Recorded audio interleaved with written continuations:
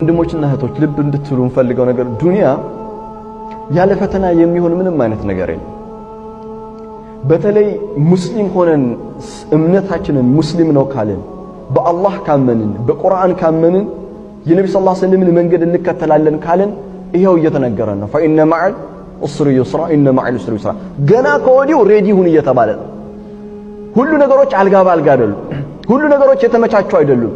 ህይወት ብዙ ቻሌንጆች አሏት ብዙ يقول الله ربنا جل وعلا في سورة العنكبوت ألف لام ميم أحسب الناس أن يتركوا آمنا أن يقولوا آمنا وهم لا يفتنون ألف لام ميم أحسب الناس سوّج عسبوا جمتون إلى الله ترترون أن يتركوا انديو زنبلو ميتوي مسلاتشوال أن يقولوا آمنا بعد بتاعتشو آمننا لبتشا سلالو يميتوي مسلاتشوال وهم لا يفتنون فتنا የሚባል ነገር አይመጣባቸውም وهم لا يفتنون ስራው ቃሉ ፈተና ነው ፈተና باللغة العربية እሳት ምንድነው ወርቅ በእሳት ውስጥ ገብቶ ከሚፈተነው የበለጠ የእናንተም እምነት ይፈተናል ማለት ከዛ በበለጠ ይፈተናል ወርቅነቱ በእሳት ተፈትኖ እንደሚረጋገጠው ሁሉ የእናንተም በእውነት በተውሂድ ማመናችሁ ከዛ በበለጠ ይፈተናል ፈተና ግድ ነው ولقد فتنا الذين من قبلكم ولا يعلمن الله ያውቅ ዘንዳ ይለይ ዘንዳ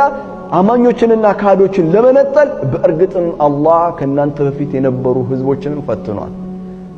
ምናልባት ተምሳሌት ከፈለጋችሁ ወደ ኋላ ታሪክን ተመልሳችሁ ተመልከቱ። ስለዚህ ወለቀድ ፈተነ الذين من قبلكم ከእናንተ በስተፊት የነበሩ ህዝቦችን እንዲሁ ፈትነናል ይላል። ፈተና የማይቀር ነው። መታመም ሊመጣ ይችላል። ድህነት ሊመጣ ይችላል። ልጅ ማጣት ሊመጣ ይችላል። ብዙ በህይወታችን ውስጥ ችግሮች ሊመጡ ይችላሉ። ዱንያ ራሷ ይዛው የምትመጣው ፈተና አለ። ነገር ግን ሁለት ነገሮችን በልቦናችን ውስጥ ማኖር አለብን። አንደኛ ፈኢነ መዐል ዑስሪ ዩስራ ሁሉ ጊዜ ከችግር በኋላ ምቾት እንዳለ ማረጋገጥ መቻል አለብን። ሁሌ ታሞ አይቀርም። አንድ ቀን ቆሞ ሊሄድ ይችላል። ሁሌ ማጣት አይኖርም። አንድ ቀን ማግኘት ይኖራል። ሁሌ ሐዘን ውስጥ መሆን አይደለም። አንድ ቀን ደስታ ሊመጣ ይችላል። ልጅ አጥተው ባለትዳሮች አላህን ይለምኑ ይሆናል። ነገር ግን ከአላህ ተስፋ መቁረጥ የለባቸው። አንድ ቀን አላህ ልጅ ሊሰጣቸው ይችላል። ትዳርን የሚፈልጉ ብዙ ወንድሞችና እህቶች ይኖራሉ። ተወከል አላህ በአላህ ላይ ተመኩ። በአላህ ላይ የተመካ አላህን የእውነት ያናገረ ለእኔ የሰጠኝ ነገር አላህ መልካም ነው። አሁን ያለሁበት ነገር መልካም ነው።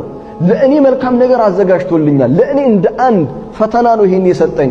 ትዳርን እፈልገዋለሁ ግን እስከዛሬ አልተሳካልኝም። فإن مع العسر يسرا إن مع العسر يسرا ከችግር በኋላ ነው ምቾት ያለው።